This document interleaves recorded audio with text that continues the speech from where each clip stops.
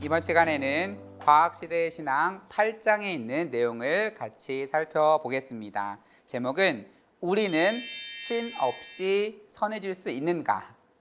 이 주제는 보통 무신론자들로부터 기독교 신앙을 변증하기 위해서 인간의 선성을 종종 얘기하기도 하는데요.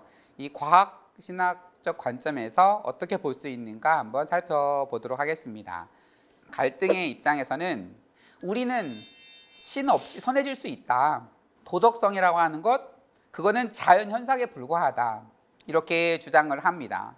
그래서 진화 생물학은 인류의 도덕성마저도 온전히 자연주의적인 방식으로 설명 가능하다라고 이야기를 합니다. 도덕성이라는 게 뭔가 신적인 요소가 들어와야 존재할 수 있는 그런 것이 아니라 인간의 도덕성은 진화 과정의 산물에 불과하다. 그래서 미래 세대의 유전자의 생존 가능성을 높이는 데에 도움이 되기 때문에 인간과 동물의 도덕성이 존재한다. 즉 어찌 보면 이타적인 행동이라고 보이는 것도 인간 시대에만 있는 게 아니라 인간 이전에도 존재해 왔다. 일개미 같은 경우는 자신의 번식이라는 걸 포기하면서 공동체의 그 번식에 기여한다라고 하는 그런 모습을 보면서 어찌 보면 자기 희생을 하는 게 아니야? 이타적인 행동을 하는 게 아니야? 라고 하는 그 여지가 인간 이전에도 존재해 왔다라고 하는 거죠. 왜냐하면 그것이 진화 과정의 유전자의 번식에 도움이 되기 때문이다. 그래서 진화는 경쟁을 수반하는 만큼 협동도 필요하다. 때로는 자기 희생도 진화 과정 속에 요구된다라고 보고 있습니다.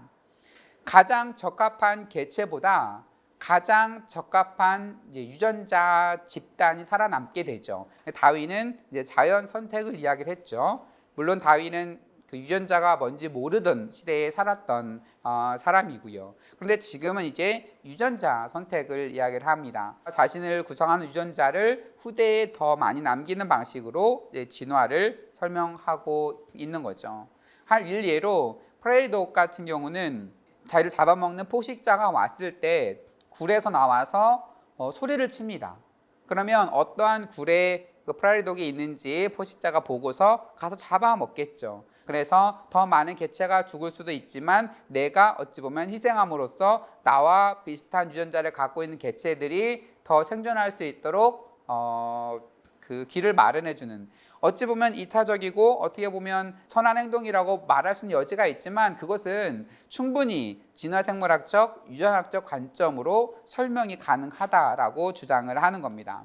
그럼 이타적인 관점뿐만 아니라 반대로 이기적인 본능은 그러면 뭐냐? 라고 했을 때 이 이기적인 본능이라는 것은 그러니까 진화생물학적 관점에서 진화 초창기에 적응하기 위해서, 적응하려면 내가 살아남아야 되니까 이기적인 그러한 본성들이 있었고, 그리고 어느 정도 공동체가 형성이 되면서 이타적인 모습들이 발현이 되지만 그런 단계 속에서도 아직도 사라지지 않은 그 이기적인 그러한 본성이 그 개체 속에 남아 있는 것이 발현된 것이다.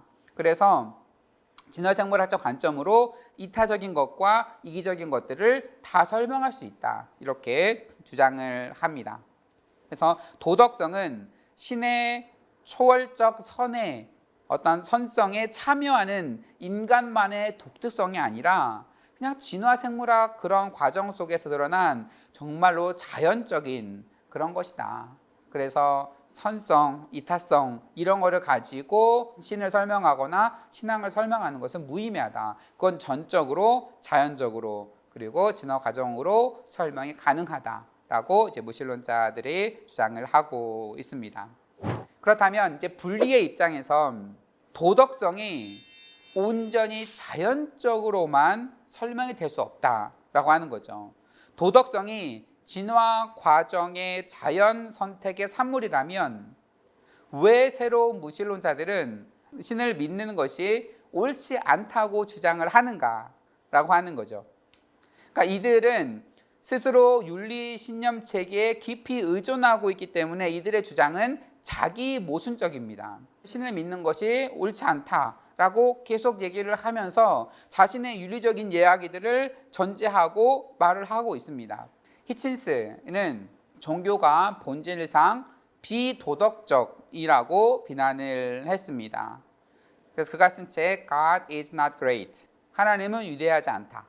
그리고 부제가 How religion poisons everything. 그래서 어떻게 종교가 모든 것을 오염시키나, 종교가 비도덕적이라고 주장을 한 거죠. 그렇다면 이 종교가 비도덕적이라고 이러한 주장의 기저에는 이들이 도덕이라고 하는 나름대로 기준이 있는 겁니다. 그러니까 이들은 나름대로 도덕주의자입니다. 도덕이라는 것이 어느 정도 기준이 있고 그 기준에 미치지 못하기 때문에 그 종교라는 것이 비도덕적이라고 공격을 하고 있는데, 그러면서 동시에 이 도덕성이 온전히 자연적으로만 설명이 되는 특별한 것이 아니다. 자기는 도덕적인 입장에서 주장을 하고 있으면서 스스로 기반을 한 자신의 도덕성이라는 것이 아무것도 아니다라는 주장을 동시에 하고 있는 모순적인 주장을 하고 있는 것이다 라고 이야기를 하는 거죠. 그리고 또한 성적인 문란함도 그것도 진화 과정의 산물이야. 그리고 정반대인 금욕주의적인 것도 그래, 그것도 진화 과정의 산물이야. 사실 너무나 다른 이 정반대의 이야기를 하나의 원리로 설명하려는 그 자체가 너무 공허하게 들린다라고 봅니다. 그래서 유전자 선택 이 하나만으로 모든 것들을, 정반대인 것들을 다 설명하는 것보다 도덕적 명령들이 본질적으로 선하기 때문에, 그 본성상 선하기 때문에 순종해야 된다라고 보는 것이 더 논리적이지 않을까라고 이야기를 하는 거죠. 그러면서 도덕 발전을 분리 입장에서 세 단계로 나누어 설명을 합니다. 첫 번째는 도덕 발전의 전 인습적 수준입니다. 여기에서는 보상과 처벌로 인해서 작용 활동을 하게 되는 거죠. 이러한 단계는 진화적 적응으로 설명이 가능합니다. 하지만 그 다음 단계인 도덕 발전의 인습적 수준에 넘어오게 되면 가족이 구성이 되고 학급이 형성이 되고 클럽, 교회 등을 통해서 나름대로 어느 단체에 소속하게 되는 것, 이것도 나름대로 부분적으로는 진화적 적응으로 진화 과정에 유리하기 때문에라고 나름 일부 설명할 수 있는 여지는 있지만 온전히 설명하기에는 불가능합니다. 그리고 세 번째 단계는 도덕 발전의 후인습적 수준입니다. 여기에서는 진리, 사랑, 정의, 평화를 추구하는 것, 이것은 진화적 적응에 반대됩니다. 이 단계는 그 진화적인 설명만으로 온전히 설명할 수가 없습니다. 우리가 보상과 처벌, 적응 위해서 모든 그게 다 진화적 설명으로 설명이 된다라고 하면 동시에 그것과 정반대되는 가치, 자기 희생적인 가치도 똑같이 진화로 설명한다고 하면 너무 공허한 설명으로밖에 들릴 수가 없다라고 하는 거죠. 그래서 도덕 발전의 후인습적 수준, 이 부분들은 그 진화적 적응으로 다 설명될 수 없고, 이것은 신앙의 영역, 신학의 영역으로 설명해야 한다라고 분리 입장에서 나누어서 이야기를 하고 있습니다. 그렇다면 세 번째 대화 입장에서는 우주를 진화를 포함한 하나의 드라마로 이해할 때 도덕성을 더 잘 설명할 수 있다라고 보고 있습니다. 그러니까 도덕성의 진화는 지성의 작각과 같이 우주의 거대한 드라마의 일부이다. 그래서 도덕성을 아직도 완성되지 않은 우주의 차원에서 이해할 필요가 있다라고 하는 겁니다. 그러니까 선한 삶을 살고자 하는 이러한 열망은 우리의 행동이 세상에서 어떠한 실제적인 변화를 일으킬 수 있음을 깨달을 때 더 역동적이 됩니다. 그렇죠. 내가 뭔가 선한 삶을 살았을 때 이 세계가 변하고 우주가 변한다고 하는 것을 내가 믿을 때에 내가 더 도덕적인 행동을 할 수가 있는 거잖아요. 그래서 이 우주가 고정되어 있는 우주가 아니라 이렇게 과학에서 밝혀내는 계속적인 변화되는 그러한 우주라고 하는 것을 과학적 설명을 받아들일 때에 우리의 도덕성은 더 잘 드러날 수 있게 되고 우리가 도덕적인 행동을 할 이유가 있게 되는 거죠. 그래서 여전히 진행 중인 세계에 우리의 삶과 행동이 뭔가 중요하다라고 하는 것, 우리가 뭔가 기여할 수 있다라고 하는 것, 이것은 우리를 더욱더 선한 삶으로 인도한다라고 하는 겁니다. 그래서 우주를 서사적으로 이해하는 것은 우리에게 새로운 윤리적 기회가 부여되는 미래를 계속해서 열어줍니다. 도덕적인 열망도 지능과 자유를 탄생시킨 것과 동일한 극적인 우주적 자각의 한 부분입니다.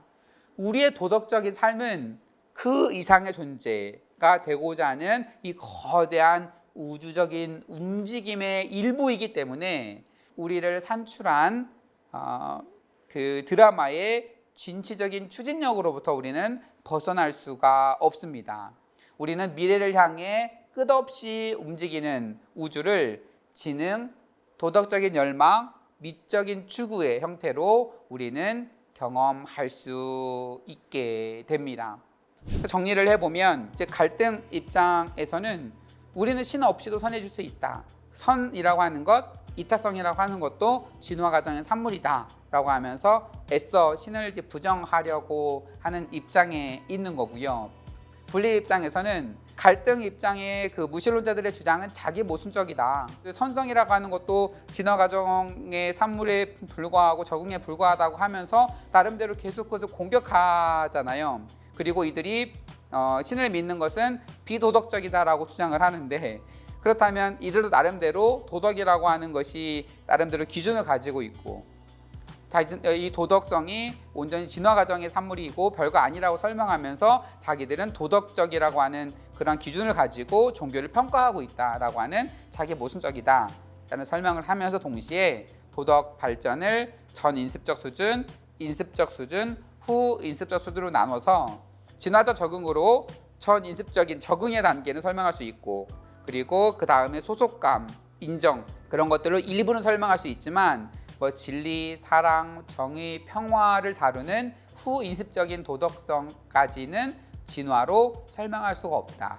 이 부분은 신앙 영역, 신학의 영역이다 라고 나누어서 이야기를 하고 있고요. 그리고 대화의 입장에서는 과학에서 말하는 그동안 모든 것, 그런 것들로 다 수용합니다. 그렇지만 그러면서 이렇게 변화적인 그 과정 속에서 필요에 의해 생겨났다라고 하더라도 우주를 받아들일 때에 우리가 더 실제적으로 더 도덕적으로 될 수가 있다. 내가 도덕적으로 하는 행동이 그 뭔가 실제적인 변화의 과정에 참여하는 것이다 라고 인지하게 될 경우에 우리는 더욱더 도덕적인 사람이 될 수가 있다. 그래서 진화적인 설명들을 받아들이는 것이 우리의 도덕성을 키우는 데에 더 도움이 된다. 이렇게 과학과의 조화의 관계 속에서 설명을 하고 있습니다. 네, 이렇게 해서 8장에 대한 설명을 마치도록 하겠습니다. 감사합니다.